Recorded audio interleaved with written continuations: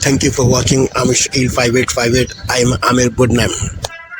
I am thankful to all news resources. Following are the news reported by American, European, Asian, African channels. Asian African channels have reported the same news as the other channels. All news agencies also have the same news. Netanyahu rejected US terms and continued to attack Palestinians. US leader Chuck Schumer talked tough against Israeli leader. Thousands protest in Russia against the election results. Putin has won the election with 82% majority. A killer from Pennsylvania has been arrested. Iceland experiencing an volcanic eruption. LGBT rights controversy. Ottawa killing 81-year-old man. Republican Party defend Trump controversial comments about the election's result. Trump doubling down on his comments. Meta made profit from illicit drug. Suspect arrested in Mexico. College student disappearance, spring break, winter back. Now the news in detail. Liberté, égalité, actualité.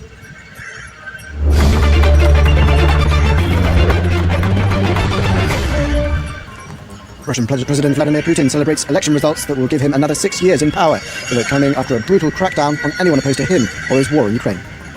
With traditional protests deemed too dangerous, the opposition chooses a novel way to send a message of dissent, the widow of Alexei Navalny organising a surge of people to arrive at the polls in unison at noon. And ignoring international calls for restraint, the Israeli Prime Minister says his forces will soon enter Rafah, one of the last places of relative safety in the Gaza Strip, as his forces push ahead with their mission to eliminate Hamas. Those of you just joining us, welcome to the France 24 Newsroom. I'm Alexander Rockhart. We'll begin with the Russian presidential election, where there were few surprises on Sunday. Projections give President Putin a comfortable landslide victory following a campaign where any real opposition candidate was either jailed, forced into exile, or worse. And any criticism of Putin or his war in Ukraine was quickly snuffed out. Well, for more details, we were earlier joined by Dan Hawkins, speaking to us from Moscow. While the election results may have been rather predictable, just how quickly and how far the Kremlin's policies go next remains to be seen. Putin, of course, remains the leader of a country in conflict, not just with Ukraine, but as the Kremlin puts it, Russia in an existential struggle for survival against the hostile West, the hostile NATO. There's been a lot of talk from Putin about uniting society, mobilizing society for the war economy, and also giving those who've been involved in the so-called special military operation a special place, leading roles in society and the elite. So we could see some changes, perhaps, in the Kremlin's governance. He also wants to insulate the Russian economy and the standard of living for Russians against the consequences of sanctions and the conflict as well. He's spoken a lot about tackling poverty, increasing spending on infrastructure, and we hear this from a lot of politicians, of course, but Putin will be very keen to avoid a situation seen in the late Soviet Union when a lack of consumer goods on the market caused a lot of discontent among people. He'll also want to shield the poorer Russians from the consequences who are bearing the financial burden, the burden in terms of people going to fight in the war against what's going on. So in order to do that, there's been talk of raising taxes, of a progressive tax system. That's something really unheard of in modern Russia, which has a flat rate tax system. So you'll need to do that to raise revenue for the conflict, but at the same time to balance that with keeping businesses and business leaders on side. Mobilization will be a concern for a lot of Russians, of course, and officials are saying there's no plans to do that at all as of now. That's not being discussed. But the Kremlin does want a decisive breakthrough in Ukraine, and if Kiev decides to mobilize and to increase the amount of soldiers on the front, that could put pressure on Moscow to do the same. In terms of society, of course, Putin wants to develop this image of Russia as a bulwark of traditional conservative family social values. He'll want to develop Russia's image as a leader of the global south against Western hegemony. So in terms of foreign policy, we can see further alliances, further partnerships being built, not only within the BRICS nations, but beyond as well. So I think the next year to 18 months will give us a pretty good idea of what to expect from 6 more years of Putin in power, both domestically and in terms of international policy. Now, staying with Russia and in a country where protesting can land you in prison, associates of the late opposition leader Alexei Navalny urged people to show their indignation by heading to the polls all at the same time. In several places, the queues did suddenly grow at noon on Sunday. In an election that served up a landslide victory for President Vladimir Putin, some voters tried to flood polling stations with crowds at midday to denounce what they saw as a democratic charade. After supporters of the late political dissident Alexei Navalny called for a noon against Putin, the queues were a quiet show of dissent. I came to this polling station because my friends and I plan to come together. I won't say specifically why we came, but as I already said, there's a unique spirit here, a unique atmosphere. I won't say why, but I think explaining it like this makes it clear. The president's name appears on the ballot papers alongside 3 token challengers from Kremlin-friendly parties who have criticized neither Putin's rule nor the war in Ukraine. And after Alexei Navalny's suspicious death in a Siberian gulag last month, hundreds chose Sunday to lay flowers on the tomb of the president's main opponent. Today is the 17th of March, the third and last day of the Russian presidential election, and that is why it is symbolic for me to come here to Navalny's grave. But it is, of course, impossible to know how they voted. Alexei Navalny's wife cast her vote at the Russian embassy in Berlin, where she spoke to press afterwards. You were probably wondering what I wrote on the ballot papers, who I voted for. Of course I wrote Navalny's name, because it just can't be that a month before the election, with the presidential campaign already underway, Putin's main opponent, already imprisoned, was murdered. calling the Russian president a gangster and a killer. The UN chief Antonio Guterres has slammed Russia for holding votes in areas of Ukraine it has attempted to illegally annex, saying the ballots in these places have no validity under international law, a view shared by dozens of nations, as Charlotte Hughes explains. Here in the town of Avdiivka in the Russian-occupied Donetsk region of Ukraine, these residents headed to the polls to vote in Russia's presidential elections. The vote took place under the supervision of heavily armed soldiers in the basement of a building destroyed by fighting before the city was captured by Russian forces in February. After more than 2 years of Russia's war in Ukraine, some voters said they were hopeful. It's become calmer. Things have calmed down more or less. We're expecting good things. A sentiment shared by some voters in the occupied Kherson region, some 600 kilometers west. We're waiting for peace. We're waiting for things to get better, so that our children and grandchildren live in a free country that has prospects in everything. Voting was organised in 4 occupied regions of Ukraine, which Russia claimed to annex in 2022: Donetsk, Luhansk, Kherson, and Zaporizhia. It also took place in Crimea, which Russia illegally annexed in 2014. Kyiv called the ballot on occupied territories illegitimate. The sham election process in the temporarily occupied territories is marked with intimidation and coercion of the local population. We therefore call on the international community to refrain from recognizing the results of these elections. The UK Deputy Ambassador also denounced the move. These elections are a sham because of a simple truth. You cannot hold legitimate elections in someone else's country. They will not be recognized, just as we will never recognize Russia's attempted annexation of Ukrainian territory. More than 50 UN member states have condemned Russian efforts to carry out the election in occupied areas of Ukraine. For a few more Western reactions before we move on, the White House saying the elections are obviously not free and fair, given how all political opponents have been prevented from running against Vladimir Putin. Foreign ministries of Germany, Britain and Poland all joined together in condemning the vote as illegitimate on X, formerly Twitter, and said the voting in annexed Ukrainian land is a breach of international law. Let's hear now from the Ukrainian president. These days, the Russian dictator is imitating another election. It is clear to everyone in the world that this figure, as has happened so often in history, is simply sick from power, and is doing everything he can to rule forever. There is no evil he will not commit to prolong his personal power. And there is no one in the world who is immune to this. I thank every state, every leader, every international organization that has called and will continue to call these things by their proper names. And now to some other world news. In the United States, South Korea and Japan have condemned the latest ballistic missile launches by North Korea that flew some 300 kilometers before landing in the East Sea. The firing occurred after the US and South Korea wrapped their joint annual military drills that continue to infuriate Pyongyang, and with the top US diplomat Antony Blinken currently in Seoul visiting for a democracy summit. The Japanese Prime Minister has called the missile launches absolutely unacceptable. South Korea called them a clear provocation. Now, 5 months of war in Gaza have sent thousands of Palestinians fleeing from their homes, with many pooling together in overcrowded conditions in the southern city of Rafah, near the Egyptian border.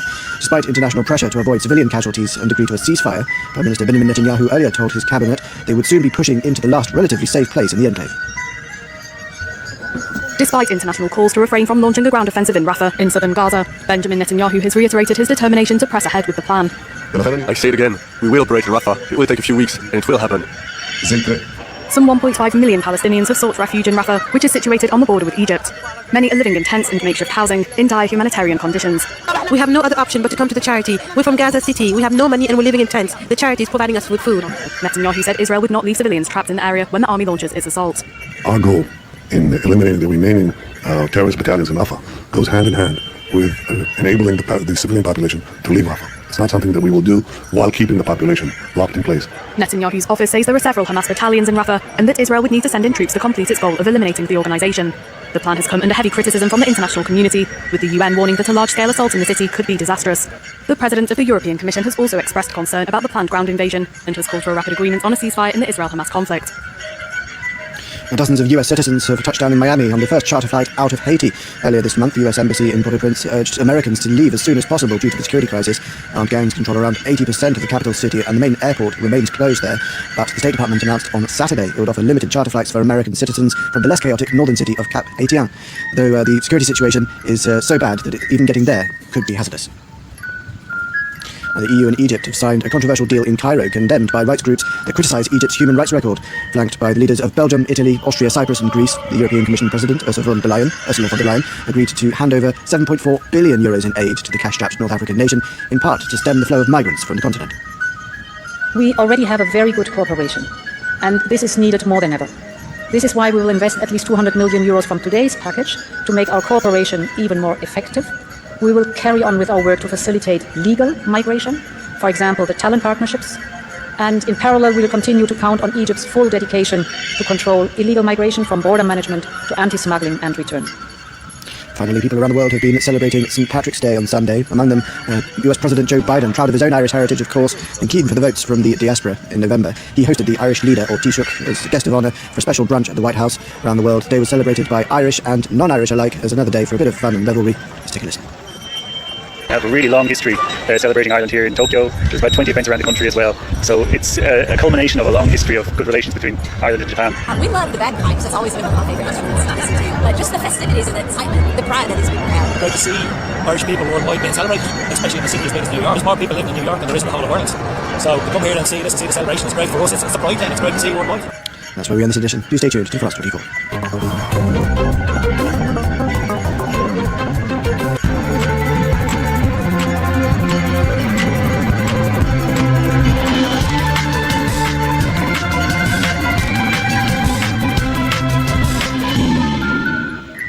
Hello and welcome to Talking Europe. My guest on this programme believes that the European Union has been too cautious for too long and has not proactively defined or defended its interests in the world. David McAllister is the chair of the European Parliament's Foreign Affairs Committee, and he's the rapporteur of the report on implementing the EU's Common Foreign and Security Policy, or CFSP, which was adopted by MEPs in late February. It's an annual report, and this one is entitled Strengthening European Defence in a Volatile Geopolitical Landscape, which is obviously a central theme for the EU at the moment. Now, David McAllister is a German Christian Democrat, despite his name, and he's a vice president of the European People's Party here in the European Parliament.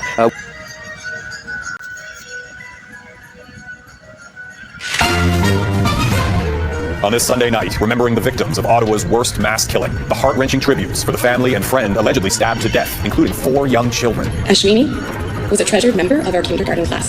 Russia's rigged election, the record turnout and polling station protests, with the results revealed. Plus, the strongest senior, the 81-year-old Winnipeg weightlifter, crushing records in his first competition. It's truly inspiring to everyone. Global National with Foreign Answer. Reporting tonight, Jeff Semple. Good evening and thank you for joining us. We begin tonight in Ottawa, where more than 100 mourners gathered to remember 6 people killed this month inside their suburban home. The funeral service paid tribute to the Sri Lankan victims, a mother and her 4 young children, as well as a family friend. The father of the children, the only survivor of the attack, was also in attendance, still bearing the scars from the attack on March the 6th. In a written statement, he says he is devastated. Mackenzie Gray has our top story tonight. Remembering the victims of the worst murders in modern Ottawa history. 2 adults, 4 children, the youngest just 2 months old, sharing a coffin with her mother. Them not even having the experience of life and just dying for no reason, it's just heartbreaking. The multi-faith ceremony, the first time the one surviving victim, Danushka Vikramasinghe, has been seen in public, since his wife, 4 children, and family friend were allegedly murdered by 19-year-old Febio de Souza, a Sri Lankan international student living with Vikramasinghe, who's now widowed. His family, in particular his young children, aged 7, 4, 2, and 2 months, remembered for their kindness and excitement. Ashwini was a treasured member of our kindergarten class. Truly a friend to all.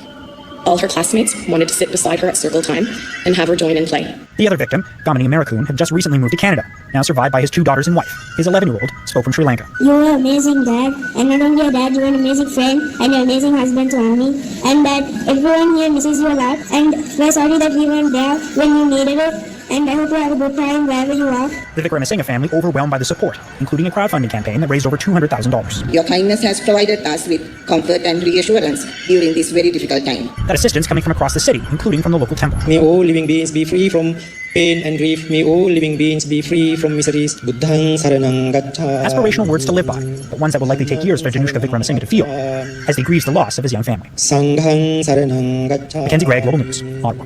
Turning now to Israel's war with Hamas, more humanitarian aid has been airdropped into northern Gaza amid growing fears of an imminent Israeli ground offensive in Rafah.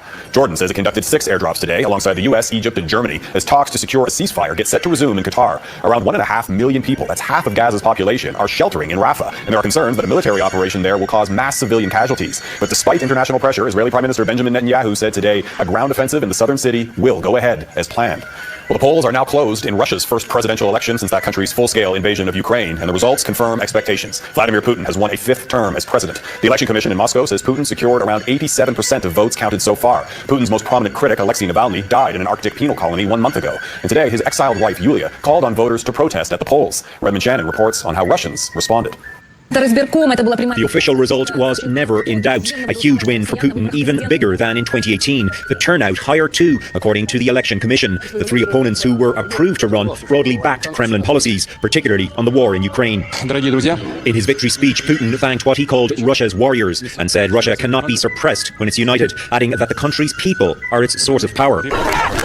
The opposition movement for this election arguably sat in the hands of Yulia Navalnaya, who lined up to vote at the Russian embassy in Berlin. Her husband, jailed Putin critic Alexei Navalny, died in jail a month ago.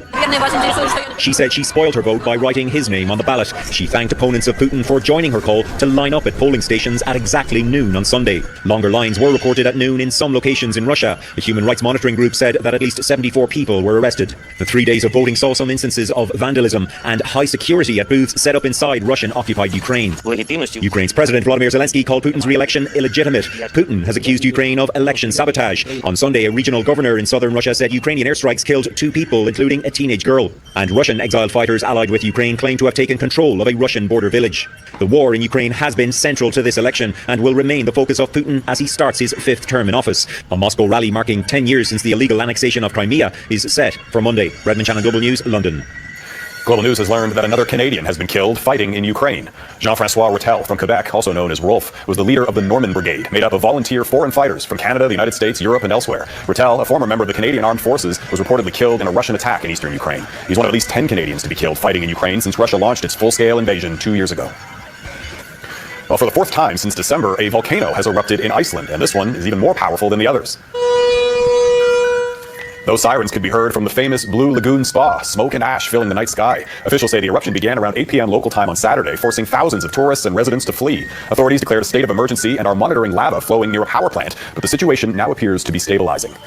In Western Canada, backcountry travelers are being urged to stay alert and avoid risky terrain as warm weekend temperatures trigger high risk for avalanches. Multiple regions in BC and Alberta are under warnings for very dangerous avalanche conditions. That includes popular destinations like Whistler and Banff. In BC, temperatures have soared to record highs this weekend, with some areas reaching up to 22 degrees.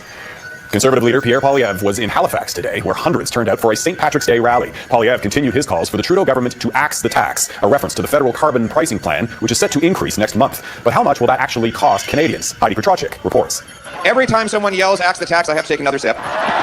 It was standing room only on St. Patrick's Day. We want people to bring home powerful paychecks, but they need homes to bring them to. Pierre Poilievre railing against the federal government's upcoming increase on the carbon price and connecting it to the affordability crisis in what felt very much like a campaign event. I think Mr. Poilievre is out for every seat, and he knows that Atlantic Canada is a place where he can make some gains, and so he's there. He's going to visit to try to make that happen. High rents and rising food costs bringing these supporters out. But we pay more at the end of the day, and a $1,500 one-time check is not going to cut it. Just tired of paying too much tax, the way the economy in the country is now, and just believe in what he's saying and what he's doing. The Prime Minister is staying the course on carbon pricing, even as 7 premiers and several provincial opposition leaders have urged a pause. The idea is to make the free to pay and to provide an incentive for us to change our consumption away from the stuff with the big carbon footprint. This economics professor doesn't think delaying or scrapping carbon pricing would help more Canadians make ends meet, and says it is necessary in the midst of a climate emergency.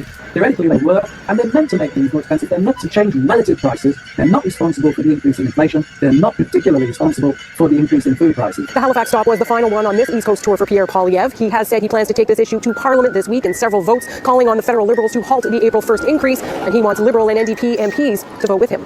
Heidi Petracek, Global News, Halifax.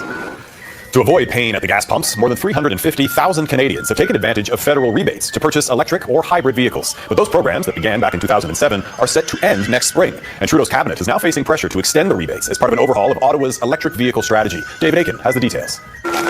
The future behind the wheel is all electric, underwritten by thousands in federal and provincial rebates. Proof's in the pudding, the 2 provinces with the highest incentives have the highest sales and sell 35% of the market in Canada. The recent Quebec budget contained a measure to end that province's rebate program. Officials said it had simply become too expensive. This year, Ottawa could pay out as much as $600 million to buyers of electric and hybrid vehicles, and the federal program is not authorized to continue past March 2025. It has accomplished a lot. I mean, if you look at the EV sales in 2023 versus 2022, they have increased by 32% year over year. But Finance Minister Chrystia Freeland is expected to renew a modified incentive program, which he tables next year's budget on April the 16th. Among the changes considered, gearing rebates to household income or paying higher rebates to electric vehicles with a longer range. Well, the more incentives we see on extended range batteries, I think the more people with range anxiety are more likely to get into the market. Most MPs on the House of Commons Finance Committee think the Trudeau cabinet should do a complete overhaul of the government's entire EV strategy. Liberal, Bloc and NDP MPs have asked Freeland to consider a new green scrappage program to take carbon-emitting gas cars off the road. We would like people to transition from gas to electric, or it can be a transit pass, it can be electric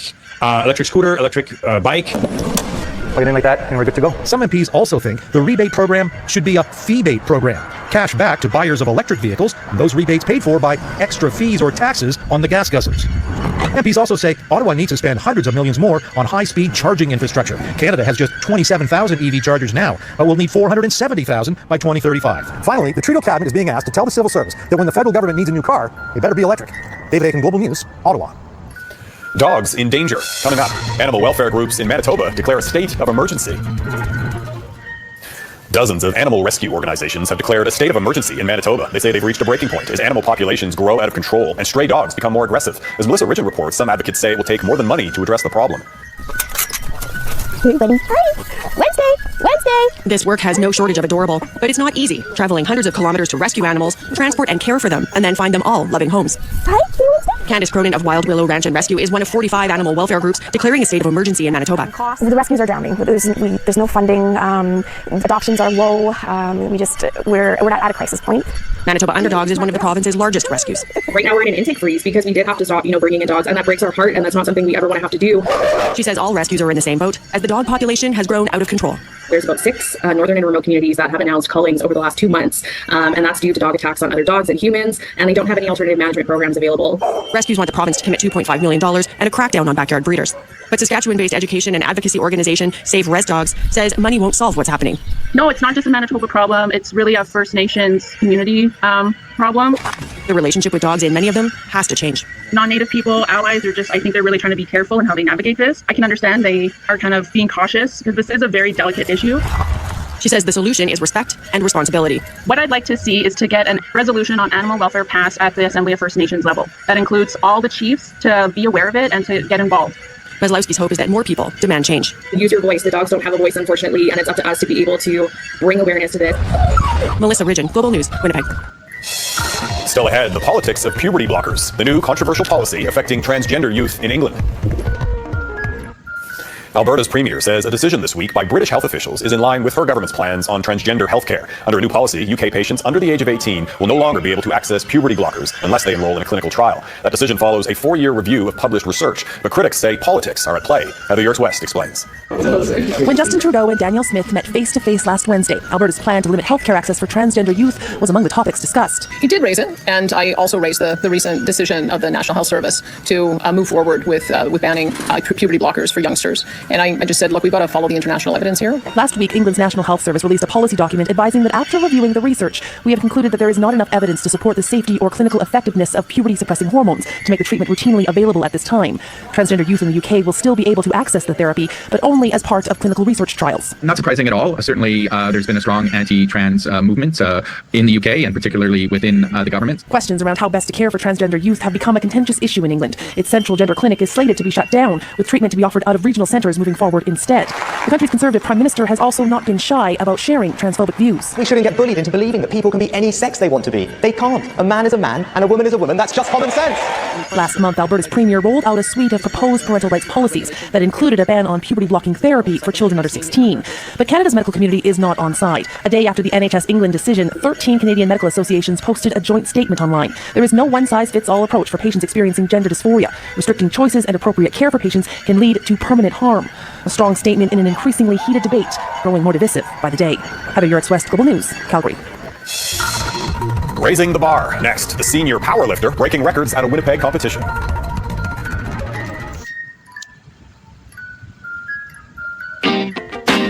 You've got the best deals on delicious food. Order now.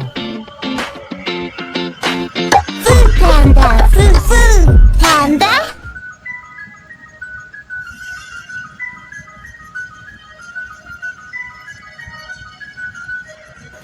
Welcome back. You often hear that you're never too old to exercise, and one senior in Winnipeg is taking that notion to new heights. The 81-year-old took part in his first weightlifting competition this weekend, and not only did he crush it, he also powered his way into the record books. Catherine Dornian has his story. It's Ron Berner's first ever weightlifting competition. I started working out, and they asked me if I was interested into competing, and I said, I sure am. And he's starting off strong.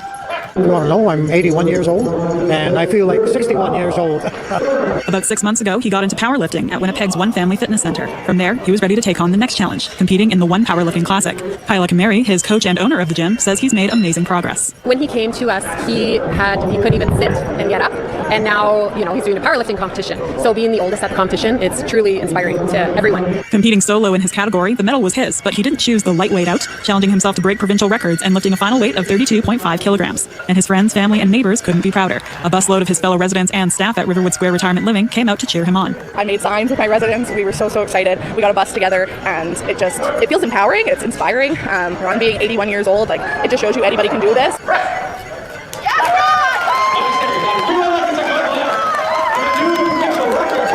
And while Ron may have come late to the weightlifting game, he says he's in it for the long haul. It's something new to me, but I'm not going to give it up. I'll be back again next year. Lifting his crowd of adoring fans along for the ride too. Catherine Dornian, Global News, Winnipeg. Inspiring stuff, though. I bet he's going to be sore tomorrow. That is Global National for this Sunday night. I'm Jeff Semple. Tonight's Your Canada, you can probably guess, Canada's biggest St. Patrick's Day parades in Toronto and Montreal. We hope you'll be able to get your green on with family and friends tonight. Thanks for watching. Nifu Garcha will be with you at the anchor desk tomorrow. Happy St. Patrick's.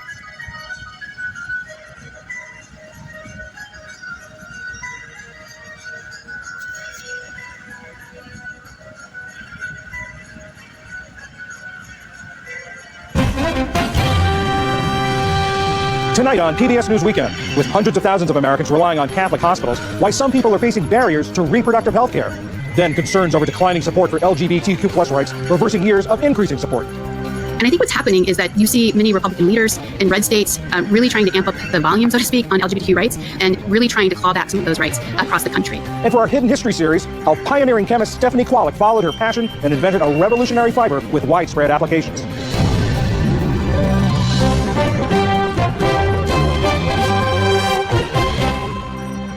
Major funding for PBS News Weekend has been provided by Consumer Cellular. This is Sam. How may I help you? This is a pocket dial. Well, somebody's pocket. Thought I'd let you know that with Consumer Cellular, you get nationwide coverage with no contract. That's kind of our thing. Have a nice day. and with the ongoing support of these individuals and institutions. And friends of the NewsHour.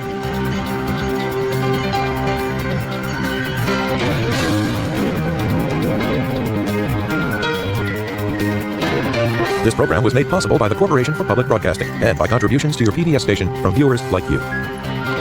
Thank you. Good evening, I'm John Yang. Today, Israeli Prime Minister Benjamin Netanyahu dismissed growing U.S. criticism of his leadership, his prosecution of the war with Hamas, and his plans for a military ground operation in Rafah. Netanyahu said international pressure would not deter him from carrying out the assault on Rafah and pressing for total victory. The Prime Minister approved plans for the operation late last week after meeting with his war cabinet. It comes as President Biden says the high death toll from fighting in Gaza is hurting Israel, and as Senate Majority Leader Chuck Schumer, the top-ranking Jewish U.S. official and a strong supporter of Israel, said Netanyahu has lost his way and said there should be new Israeli elections. Today on CNN State of the Union, Netanyahu fired back. I think what he said is totally inappropriate. It's inappropriate for to go to a sister democracy and try to replace the elected leadership there. That's something that Israeli public does on its own, and we're not a banana republic. Talks in search of an agreement for a pause in fighting, the release of Israeli hostages from Gaza, and of Palestinian prisoners from Israel are set to resume soon in Qatar. In Russia, polls have closed after 3 days of voting. An early return shows President Vladimir Putin with nearly 88% of the vote as he seeks a fifth six-year term. Earlier, anti-Kremlin demonstrators lined up outside polling places at noon, the hour set by supporters of the late opposition leader Alexei Navalny for a mass protest. Meanwhile, Ukraine launched a series of drone attacks in the Moscow region and beyond. Shelling in the Russian border city of Belgorod killed at least 2 people and injured a dozen more. 26-year-old man has been charged with murder in Pennsylvania and carjacking and weapons violations in New Jersey in connection with yesterday's shooting deaths of 3 members of the man's family in 2 different locations. His capture yesterday ended an hours-long standoff with police at a Trenton, New Jersey home. The manhunt shut down a St. Patrick's Day parade, an amusement park, and led to a shelter-in-place order. Police said the shootings were the result of a domestic situation. And there's been another volcano eruption in southern Iceland, prompting evacuations and a declaration of a state of emergency. It's the latest in a series of eruptions since December. A glowing 2-mile fissure has sent lava onto major roads. A nearby small town and popular geothermal spa were evacuated following the eruption. Officials say barriers protecting residential areas are holding for now. Still to come on PBS News Weekend, what's behind a decline of support for LGBTQ+ rights, and the life, career, and achievements of scientist and chemist Stephanie Kwolek. This is PBS News Weekend from WETA Studios in Washington, home of the PBS NewsHour, weeknights on PBS. Every year, more than 3.6 million babies are born in the United States. And according to KFF Health News, more than 500,000 of them, or about 16%, are delivered in Catholic-run hospitals. In most cases, there are no complications in the birth as much like one in any hospital. But if there's an emergency, pregnant people can find themselves caught between accepted medical standards and the religious-based policies of Catholic-run facilities. KFF Health News found that for nearly 800,000 Americans, there's little choice. They have only Catholic or Catholic-affiliated birth hospitals within an hour's drive. KFF Health News reporter Rachana Pradhan is one of the writers of the story, which is the product of almost 2 years of reporting. Rachana, you talked to a lot of women who had complications while being treated in Catholic run hospitals. What did they tell you, and is there a story, one particular story that's sort of emblematic to you? Absolutely, John. And I'll say that in particular, talking to clinicians like physicians, nurse practitioners, and other medical clinicians that treat patients in these hospitals really were the ones that shared incredible stories with us. One in particular involves a nurse midwife who spoke with me who used to work, do deliveries at a Catholic hospital in Maryland. She encountered a woman who showed up at this hospital because her water had broken before her fetus was viable, so the baby would not survive outside of the womb. And what she told us was this patient expressed a desire to terminate the pregnancy because she knew that there was little chance of survival. And what happened was, as this nurse midwife told us, the doctor said that they couldn't do anything because there were still detectable fetal heart tones, and so their hands were totally tied. That is not often what would happen in a non-Catholic hospital and goes against accepted medical standards for treating that kind of pregnancy complication. What are some of the sort of the range of medical choices that clinicians and healthcare providers would want to make or have wanted to make at a Catholic run hospital but have not been allowed to because of the hospital's policies?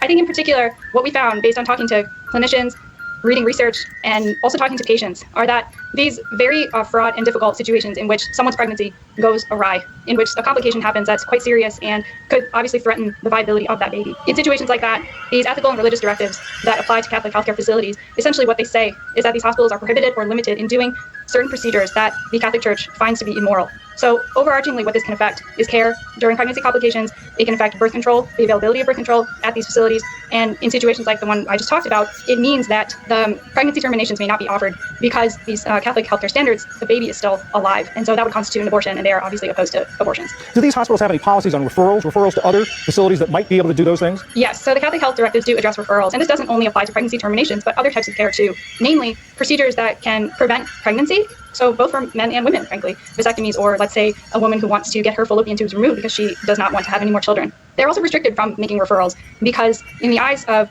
the U.S. Conference of Catholic Bishops, which is the organization that crafts these directives, and the Church, a physician referring for a procedure or care that they have deemed immoral, that also goes too far. And so it can limit the ability for a patient to receive care at another facility, or at the very least, they have to take it much more upon themselves to figure out where they might be able to go because the Catholic healthcare facility cannot get so involved. Do the church leaders like the diocesan archbishops, do they have a role in the medical policies of hospitals? So the ethical and religious directives are really broad guidelines. And what we learned is that depending on a particular bishop of a particular diocese, sometimes policies will apply more strictly in certain places than others. And so I think that's actually, at least based on the conversations we've had with clinicians, I think that's actually part of the frustration is that these things are not black and white, and they can change depending on who essentially is in charge. And the bishops obviously have a role in this. They're not, based on what we learned, they're not the ones who are making these difficult calls in certain situations to provide healthcare, but they are responsible for overseeing enforcement of the directives broadly. What do Catholic hospitals say, or how did they respond or reacted to your reporting? Well, the Catholic Health Association, who we spoke with for our story before it published, they say that the ERDs, as they are known, do not prevent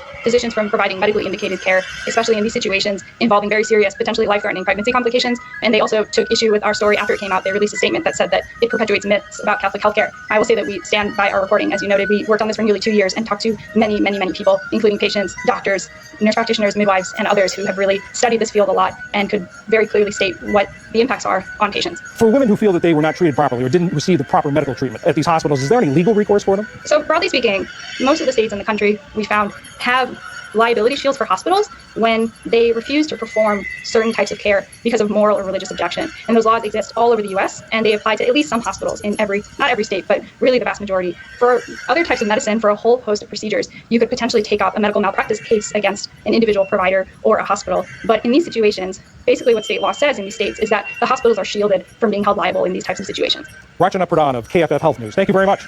Thank you, John, for having me.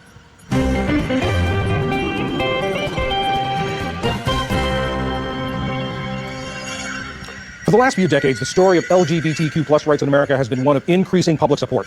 But now a new survey finds that for the first time in years, there's a slight decline in that support. William Brangham takes a closer look. Throughout 2023, the Public Religion Research Institute, or PRRI, interviewed over 22,000 adults for what it calls its American Values Atlas. Last week, the organization released its findings on views about LGBTQ rights in the U.S. The survey showed, for the first time, support fell for key policies regarding LGBTQ rights. Backing for same-sex marriage dropped 2 percentage points. Support for non-discrimination protections dropped 4 points. And opposition to people refusing services based on religious grounds dropped 5 points. To help us understand this data, we are joined by CEO of PRRI, Melissa Deckman. You have been doing this survey for years, and this being the first time you've seen a downward tick in those numbers, how do you explain that? Yeah, we were somewhat surprised to see after several years of increasing support among Americans for LGBTQ rights that we saw a decline. But I think if you look under the hood, so to speak, and look at the data more closely, it's really largely driven by party polarization. And so we saw much deeper declines, for example, among Republicans in terms of their support for these issues, whereas Democrats tended to stay relatively stable. And I think what's happening is that you see many Republican leaders in red states really trying to amp up the volume, so to speak, on LGBTQ rights and really trying to claw back some of those rights across the country. And I think that's had a spillover effect nationally in terms of the attitudes of Republicans, especially on issues with respect to LGBTQ rights. In your survey, you're talking to people who both affiliate with a particular religion and also non-religious people as well, correct? That's right. So our surveys are done among Americans nationally. One great thing about the ABA is we also have enough data to look at opinions in all 50 states. But essentially, we get a snapshot of all Americans, including people of faith and people who are unaffiliated. I think it's also important to bear in mind that despite these declines that we've seen, the vast majority of people of faith continue to support the rights of LGBTQ Americans, especially with respect to same-sex marriage and non-discrimination laws. So for someone who might look at this and think, oh, a 2% decline or a 5% decline is not that substantial, why does this really stand out to you? I think it stands out because with respect to LGBT rights more generally, there has been a growing increase in support among Americans. And part of that is a reflection of the fact that more Americans, especially younger Americans, are identifying as LGBTQ. So younger Americans, more Americans have friends who are LGBTQ, they themselves are LGBTQ, they have colleagues. So there has been this assumption that as we become more, I think, accepting of LGBTQ Americans in our daily lives, that it would just naturally lend itself to people being more supportive of protecting the rights of LGBTQ Americans. But I think this data shows you that that's not necessarily an assumption that is true. And so it's something important to monitor and keep aware of. I mean, is it perhaps also possible that as people start to identify more publicly and assert their rights and take a more prominent place in society, that we could be seeing the traces of a backlash here? I think that's exactly what you're seeing. One of the things that we analyze in the report is we look at the relationship between Christian nationalist views and support for LGBT rights. As you might imagine, Americans who have a tendency to support Christian nationalism are far less likely to support the rights of LGBT Americans, in part because of the theological opposition to the idea of really homosexuality and being queer to begin with. And so I think that there's that important relationship there that we have to really keep in mind. Can you talk about, are there other below the top lines here, other data points that were of interest to you? We were really surprised in our findings that younger Americans have trended downward with respect to support for LGBTQ rights. If you look at our data, we find that roughly 1 in 5 Americans aged 18 to 29 identify as LGBTQ. But yet what's happened over the past couple of years is that there's been a slight decline among younger Americans. I think the assumption was that because younger Americans are more likely to identify as queer, that we'd always have younger Americans being more supportive. Again, though, you have to look under the hood. It's really party polarization that is driving down support among younger Americans for same-sex marriage, for example. So one number really stands out to us. If you look at young Americans' attitudes about same-sex marriage, in 2020 among Republicans, 2/3 supported same-sex marriage rights. But in last year's data among young Republicans aged 18 to 29, it's less than half. That's a really big cratering of support. I think there was often an assumption among many political analysts that younger Republicans would moderate the party with respect to things like LGBTQ rights or even abortion rights or climate change, etc. But what we're finding in this data is that younger Republicans are very conservative socially. So interesting.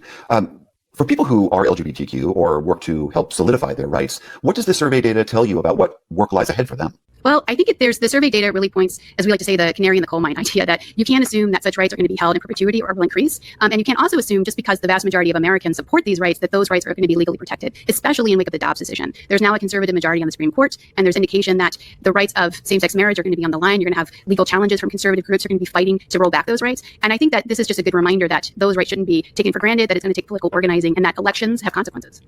All right, that is the CEO of PRRI, Melissa Deckman. Thank you so much for being here. Thank you.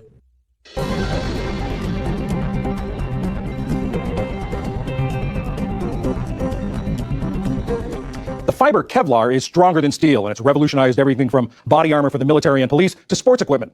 Its inventor is the subject of tonight's Hidden Histories for Women's History Month. Here's Ali Rogan. Skis, brake pads, racing sails, spacesuits, I think this is just a fantastic looking suit. and perhaps most famously, the bulletproof vest.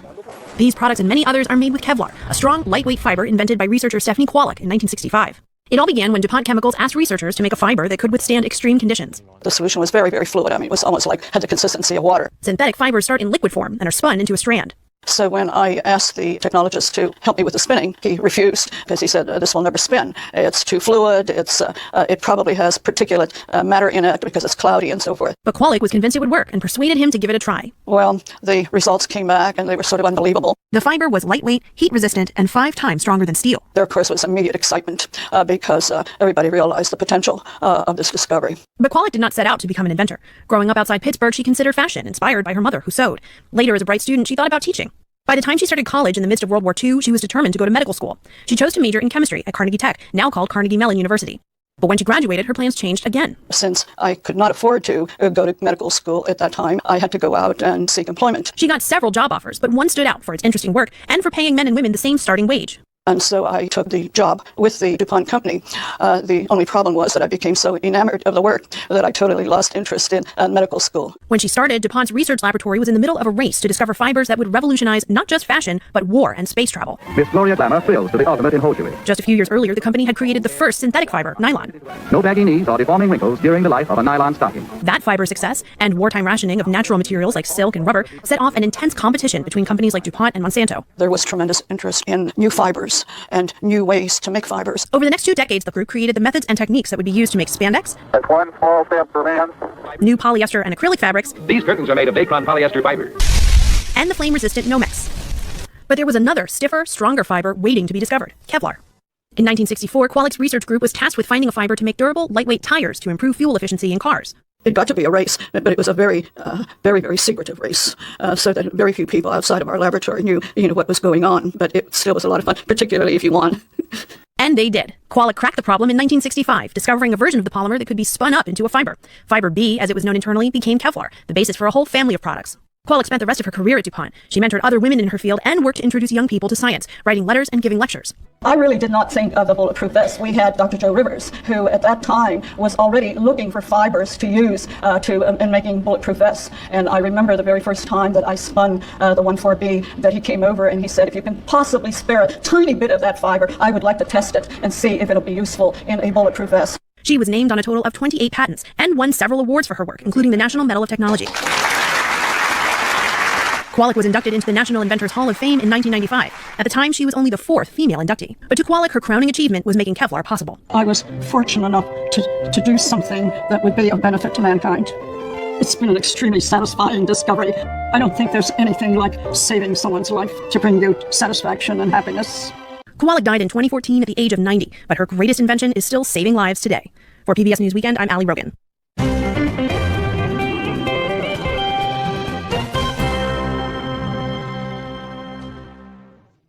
On the PBS NewsHour Instagram right now, here with Oklahoma State Representative Maury Turner had to say to more than 100 students and LGBTQ+ supporters following the death of a 16-year-old transgender student. All that and more is on our NewsHour Instagram.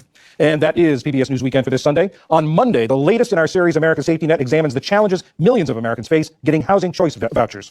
I'm John Yang. For all of my colleagues, thanks for joining us. Have a good week. Major funding for PBS News Weekend has been provided by and with the ongoing support of these individuals and institutions. This program was made possible by the Corporation for Public Broadcasting and by contributions to your PBS station from viewers like you. Thank you.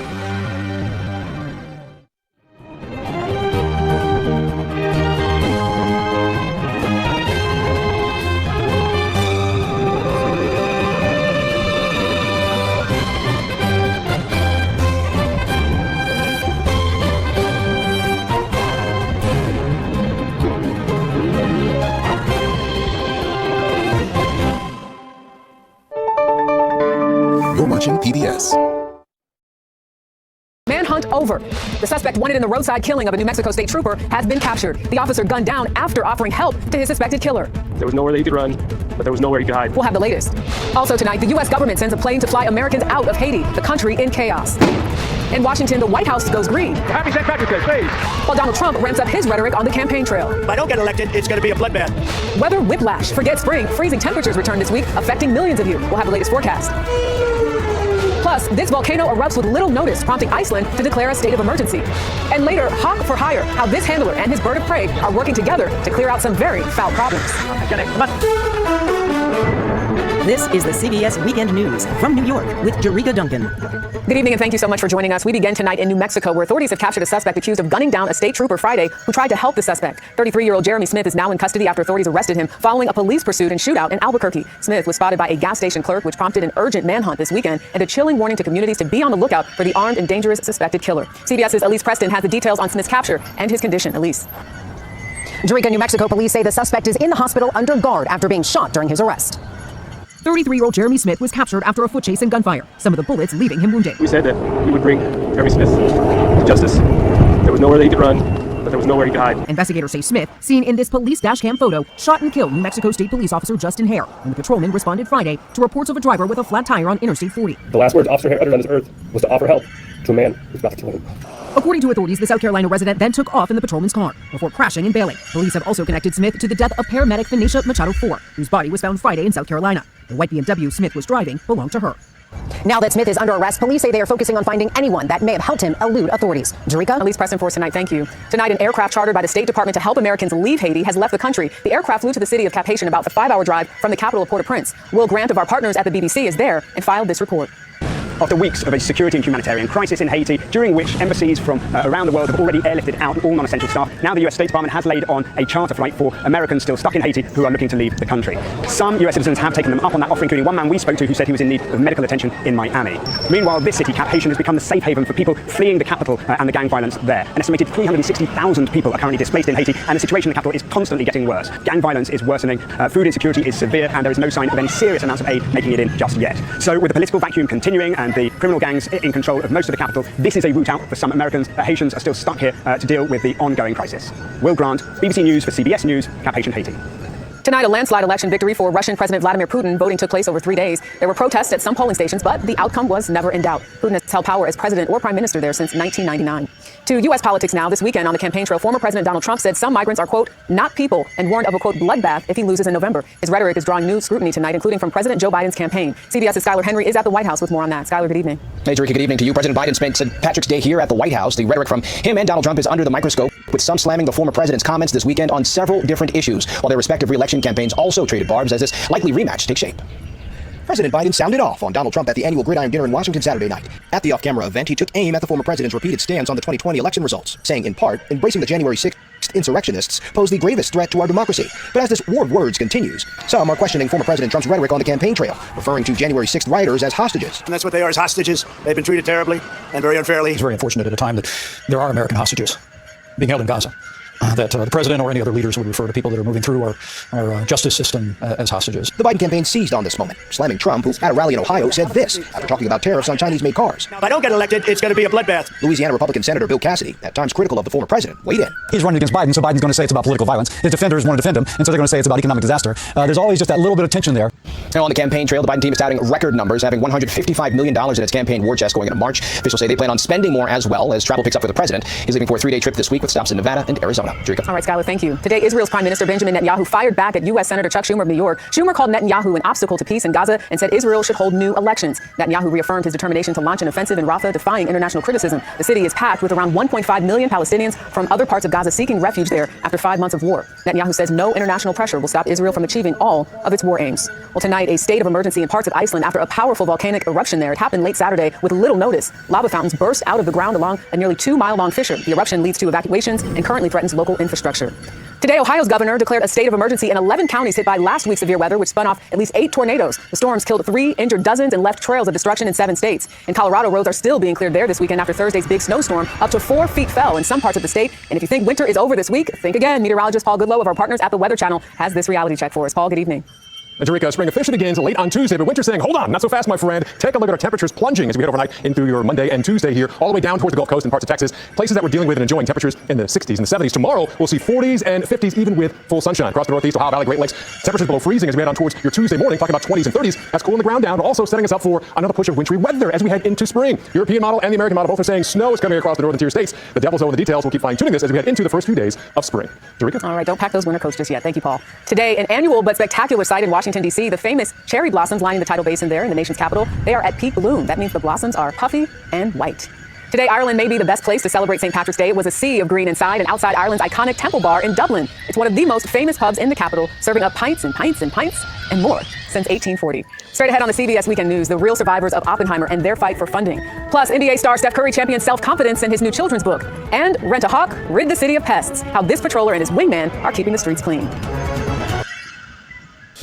The film Oppenheimer, which won 7 Oscars, including Best Picture, has renewed efforts to bring justice to generations of Americans, specifically those who have contracted cancers and other diseases during the development and testing of the atomic bomb. CBS's Scott McFarland reports. The Trinity Test.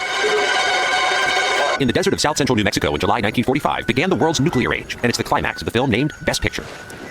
The mushroom cloud soared just miles from where Tina Cordova's family lived in the desert community of Tularosa. It's less than 150 miles. And where for generations her family has been stricken with cancer. Tina received the news she had thyroid cancer at age 39. When you were diagnosed, how soon do you suspect it might be linked to the test site?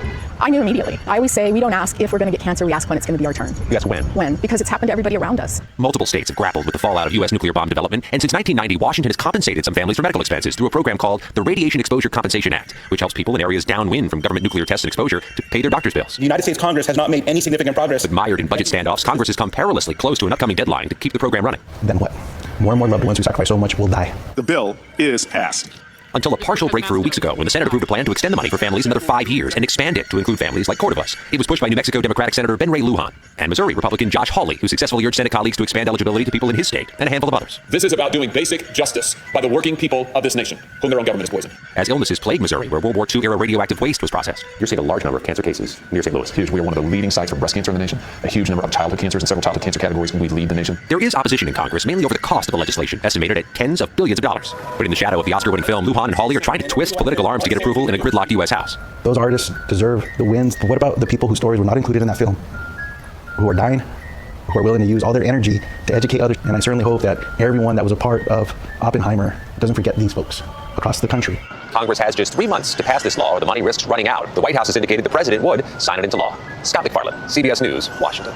Still ahead on the CBS Weekend News, how NBA superstar Steph Curry scores with his latest project for kids. Curry comes free, gets the ball, puts up a three-pointer. Bang! Steph Curry nails the three-pointer. It is safe to say NBA superstar Steph Curry does not lack confidence on the court, and now he's working to help kids find their inner confidence through his new children's book. I recently sat down with the 4-time NBA champion to discuss how the idea came to be. Coming off of the first book, I Have a Superpower, trying to create amazing storytelling for kids that can inspire confidence and, them embracing how unique they are. And with Zoe's story, her hearing aids being something that she has to deal with on a daily basis, the confidence to walk into any room and embrace who she is, it'll hopefully inspire kids to love who they are. In this book, you talk about being underrated. You know all about that. Coming up through basketball, I didn't pass the eye test. I was called like a late bloomer, but it was about developing a confidence in who I was, developing a work ethic, not getting deterred by failure along the way. So you're a father of 3, Riley, Ryan, and Cannon. Mm-hmm. What are the ages of all 3 now? So we are 11, 8, and 5. You're in the thick of it. We're in the thick of it. What did they say about the book? Did they get a chance to read it? They have read it, and one, it's always like that confused. Like, you have a children's book? Your kids are confused. Yeah, like they do more than play that? Yeah, like they have, the rooms are filled with books, but when it's one the dad brings home, it's a little bit more special. How's your dad joke game? You good? Yeah? You corny? You funny? What do we say? I have one. My kids love I'm on the corny side for sure. What's one that you pull out every once in a while? It's the worst one, but it's what do you call a man with a rubber toe? A rubber toe. A man with a rubber toe. Ooh, let me think about this. It's so bad. My daughters love it. I don't know. Roberto. Okay, that is bad. But okay, it's so bad it's good. Well, congratulations to Curry and his wife Aisha, who recently announced they are expecting baby number 4. Next on the CBS Weekend News, buzzer beater. Why these Bulldogs are dancing yet again. And then 3, 2, drop it. How exciting. Today, Yale punched their ticket to the big dance in stunning fashion. They beat Brown 62-61 at the final buzzer in the men's Ivy League tournament championship game. With the win, the Bulldogs clinched their spot in the NCAA tournament. This election Sunday marks the start of March Madness. Go to CBSSports.com to check out all 68 men's and 68 women's teams that earned a bid to the NCAA tournament. Well, when we return, Hawk for Hire, how this high flyer is helping control birds. We end tonight with a hawk for hire. And tonight's Weekend Journal, Itai Hod of CBS station KPIX in San Francisco shows us just how this high-flying predator is being able to keep skies overhead clear. All right, here we go. Follow Adam Baz to work, and you might feel like you're stepping onto the set of a Hitchcock movie. But this isn't Hollywood. It's Oakland, California, where thousands of crows descend on the city, night after night. Crows sleep communally. We call them roost. They can be hundreds, if not thousands, of birds. For the last few weeks, Adam and his team of falconers have been working hand in glove with Jasper, a steely-eyed Harris's hawk, to clear out a flock of crows from Oakland's federal building. Come on. Unlike traditional falconry, the goal here isn't to hunt, it's to chase off nuisance birds. And while Adam insists he has nothing against crows, it's the mess they leave behind that has people crying foul. Their droppings can be a huge problem. They can be unhygienic. Come on. Jasper functions as a high-flying scarecrow. I'm gonna load you up with a little piece of food here. His favorite snack, little bits of frozen mice, which keep him full so he doesn't attack other birds. Now you can lift your arm. Perfect. The practice, known as falconry bird abatement, has been soaring in recent years as people look for humane ways to encourage birds to sleep somewhere else. So it's really a huge maintenance issue. Mary Sims is the spokesperson for the federal building. She says before Jasper, the plaza was covered in bird droppings. Not anymore. We've really seen a huge reduction in the amount of crows in the area. At the end of the day, Adam and Jasper head home. The results are really noticeable. The best part, the crows are now free to take their flock party somewhere else. Itai Hod, CBS News, Oakland, California. Well, coming up tonight on 60 Minutes, Scott Pelley travels to a safe haven for Russians, defying Putin and speaking out. For now, I'm Jerika Duncan in New York. We thank you so much for watching. Have a good night.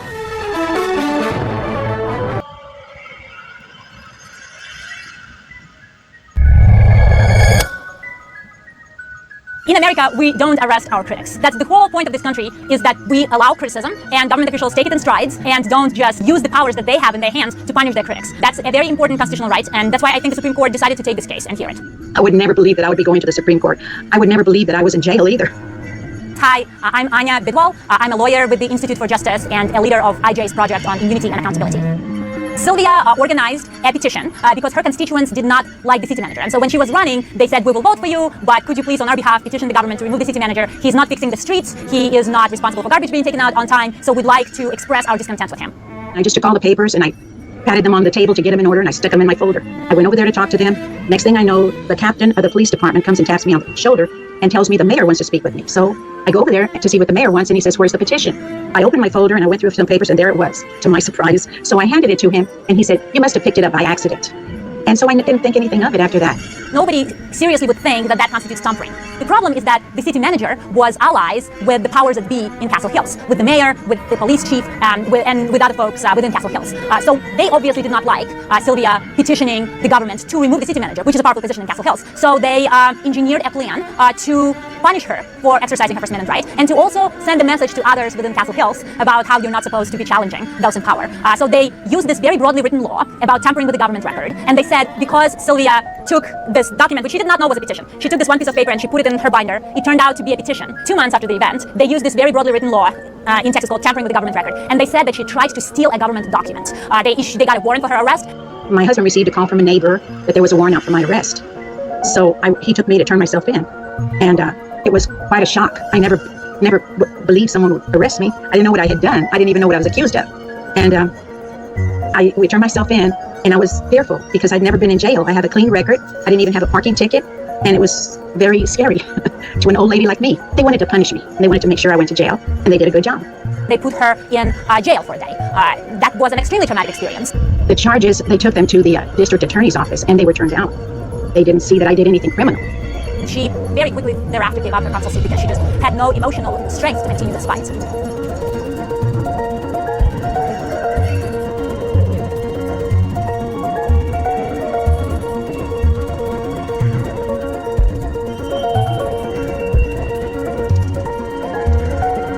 What we're hoping the Supreme Court will do is make it clear that this special protection from First Amendment lawsuits belongs with police officers making time-pressure decisions, and that mayors are not deserving of this same type of protection. When it comes to mayors, when it comes to other desk-bound bureaucrats who want to throw their critics in jail, First Amendment comes first, and they should be held accountable for violations of people's constitutional rights.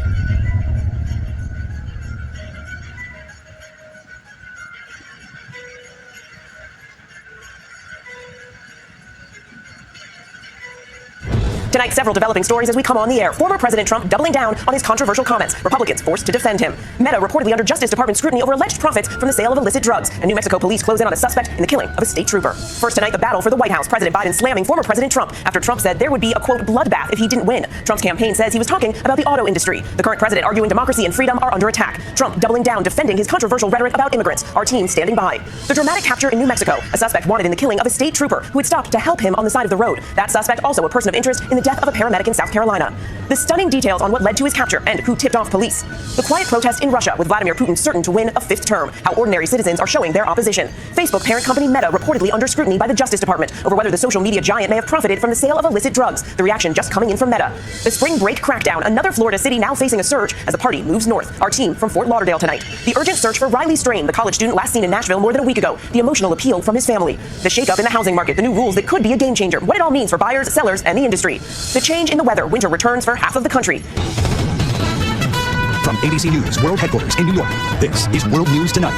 Good evening, everyone. Thanks so much for joining us on this Sunday. I'm Mary Bruce, in for Lindsay Davis. We begin here with the race for the White House and former President Trump's campaign now on the defensive after his fiery rhetoric at a rally in Dayton, Ohio on Saturday night. Trump warning while discussing the economy that there would be a, quote, bloodbath if he is not reelected in November. This after the former president kicked off the event by paying tribute to those who attacked the U.S. Capitol on January 6th. President Biden's campaign swiftly denouncing those comments as threats of political violence. But even Republicans like former Vice President Mike Pence, who says he will not endorse Trump, are defending his bloodbath comment, saying he was referring to imports hurting the automobile industry. ABC's Mary Alice Parks leading us off tonight from Washington.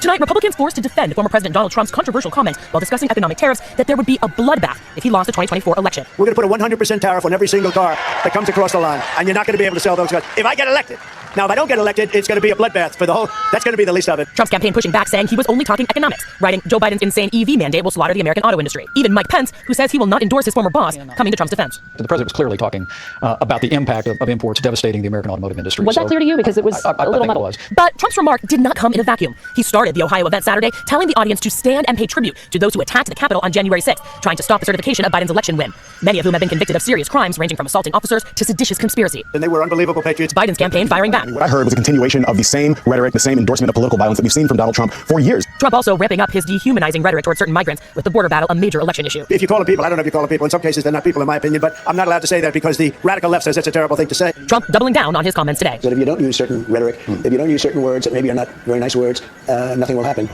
Now, Mary, the Biden campaign today also said that it raised $53 million in February with the Democratic National Committee, that they now have about $150 million cash on hand. That's a considerable fundraising advantage compared to Trump and the Republican National Committee. They haven't released their February numbers yet, but had about $40 million cash on hand in January. Mary, and the general election just getting started. Mary Alice, thank you. Now to the intense manhunt for a suspect in the fatal shooting of a New Mexico state trooper, now over. Jeremy Smith in custody after being shot and wounded during a shootout with police. He's also a person of interest in the death of a South Carolina paramedic. The chilling new details coming in tonight about Smith's capture. Here's ABC's Melissa Adon.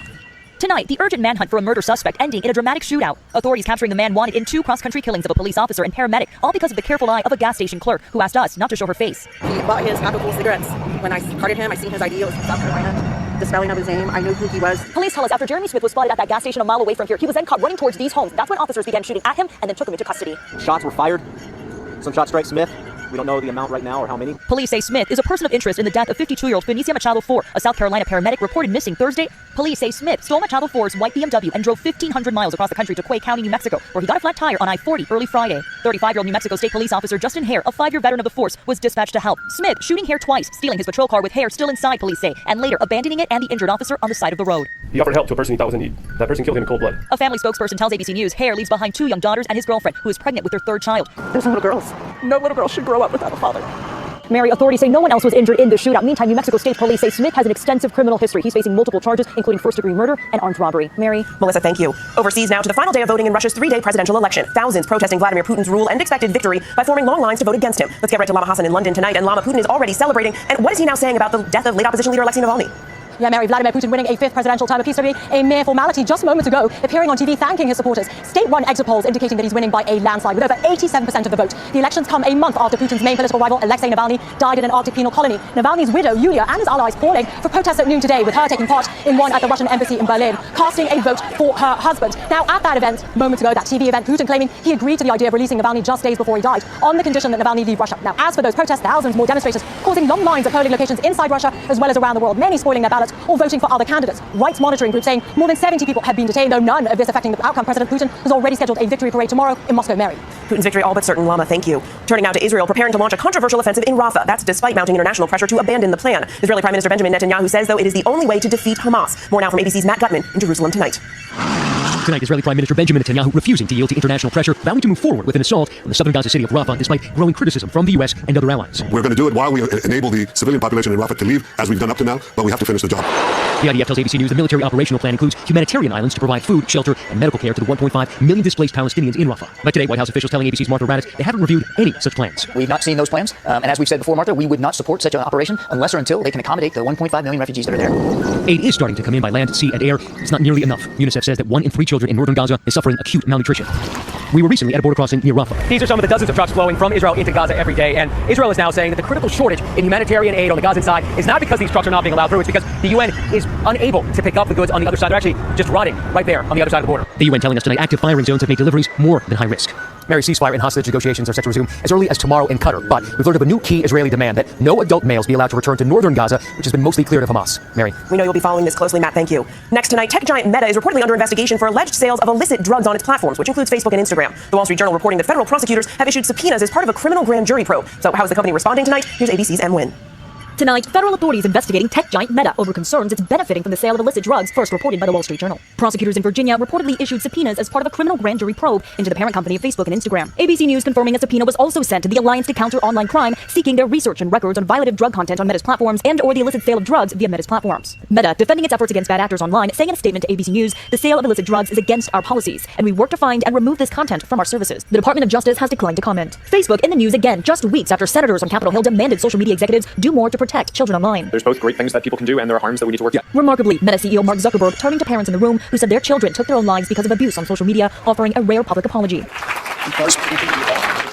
Mary, Meta also telling ABC News tonight that government policies on online prescriptions were relaxed during the beginning of the pandemic and may have contributed to the problem. It's also worth noting these federal probes don't always end in formal charges. Mary? And thank you. We turn now to spring breakers flocking to a new location after that crackdown in Miami Beach. ABC's Andrew Dimbert is in Fort Lauderdale tonight. And Andrew, what's happening there tonight? Mary, there's been a bit of a party pilgrimage, you could say, from Miami Beach up here to Fort Lauderdale Beach, and that's because the word is out. Miami Beach officials say they are done with spring break, enacting arguably the toughest restrictions yet. So now those large crowds looking to keep the party going have flocked north to nearby Fort Lauderdale Beach. Vacationers we spoke to say it's that midnight curfew on South Beach that brought them up to Broward. And already there have been arrests and crimes here, according to authorities, including even battery on an officer. And there's a noticeably different tone, too. You can tell it's spring break with bars and restaurants on the waterfront packed. And despite those incidents, officers I've spoken to say that they have things under control and they are on patrol. But unlike Miami Beach, here in Fort Lauderdale Beach, there is no curfew. Mary? Spring break chaos continues. Andrew, thank you. Now to the desperate search for the missing University of Missouri student Riley Strain. His family making an emotional plea to the public for help. The 22-year-old has not been seen since he was asked to leave a Nashville bar on March 8th. Here's ABC's Alex Brichet. Tonight, the urgent search for 22-year-old Riley Strain, now missing for more than a week, as police revealed they discovered his bank card near where he was last seen. It's not getting any easier. No. Time seems like it's really to the critical point. We want to ask anybody if they know anything to please share it. The University of Missouri student was last seen March 8th in Nashville while on a fraternity trip. Surveillance that evening showing him walking alone, stumbling and falling in the street. Earlier, Riley had stopped by this bar belonging to country music star Luke Bryan. The bar saying Riley was served 1 drink and 2 waters, and then our security team made the decision based on our conduct standards to escort him from the venue. It's been a week. We haven't heard his voice. We haven't gotten a text from him. We're ready. We're ready. Nashville police searching along the Cumberland River and talking to people living in nearby homeless encampments. We're utilizing absolutely every resource we can possibly think of at this point. Mary, tonight, Nashville police tell ABC News the search continues, and they're using boats with sonar in their river search. They also say they found no evidence of foul play, but they're open to all possibilities. Mary? Still so many questions, Alex, thank you. We turn now to the housing market and that monumental settlement from a realtors group scrapping the standard 6% commission. But what does it all mean for buyers and sellers, and how much could it impact home prices? The new details tonight from ABC's Alexis Christoforous. Tonight, a historic settlement is changing the way we buy and sell a home, the biggest overhaul in decades. In the coming weeks, a federal judge ruled sellers will no longer be required to pay both their broker and a buyer's broker, a move that could reduce the cost of buying a home. At today's standard 6% commission, a homeowner selling a $400,000 property will spend about $24,000 on broker fees, a cost that's passed on to the buyer. Depending on the new rules, that same homeowner could see the fee fall to about $12,000. The changes opening the door for alternative brokers, like California-based Arriva, which charges buyers a flat fee of under $10,000. And I don't care if it's a $300,000 house or a $9 million house, it doesn't matter to us. We're basically doing the same amount of work. Tony Chang opted to use a flat fee broker last year when buying his second home in Northern California, a decision he says saved him tens of thousands of dollars. I think a flat fee buyer's agent structure is probably going to be the future. Thanks to online tools, some buyers may choose not to use an agent at all, which could result in fewer brokers. And experts I spoke with are skeptical the deal will result in a big decrease in home prices. They say that's set by supply and demand. But a meaningful drop in mortgage rates could have a larger impact on home prices. Mary? Buyers and sellers watching this closely. Okay, Alexis, thank you. Now tonight, to the luck of the Irish and millions celebrating St. Patrick's Day. In Ireland, thousands of people lining the streets of Dublin there to take in the sights and those sounds. President Biden also honoring the day and his own heritage by welcoming the Irish Prime Minister to the White House. Also, the fountain there on the White House lawn turning green to mark the occasion. And there is still much more ahead here on World News Tonight this Sunday. Millions in the East get ready to bundle up for the return of winter. So how long will it last? And the biggest blast yet from the volcano in southern Iceland. They are lighting up the sky. Next here tonight, a spectacular eruption. A volcano in southern Iceland spewing lava for the 4th time since December. This is, though, believed to be the largest eruption so far. Plumes of smoke and that bright orange glow of the volcanic activity lighting up the night sky. Officials issuing emergency warnings and evacuating the area, which includes the popular Blue Lagoon Spa. And when we come back, get ready for the return of winter. A look ahead to this week's forecast. To the index now, winter is returning. Most of the eastern half of the country, major cities all springing back to temperatures dipping below freezing. Parts of the south also on alert, freeze and frost alerts into the early part of the week. Thankfully, though, temperatures return to normal later in the week. I'm Mary Bruce. Good night. Thank you for making World News Tonight with David Moore, America's most... Thank you for watching and privilege of your time. This is Amish Skill 5858. I am Ahmed Goodnam.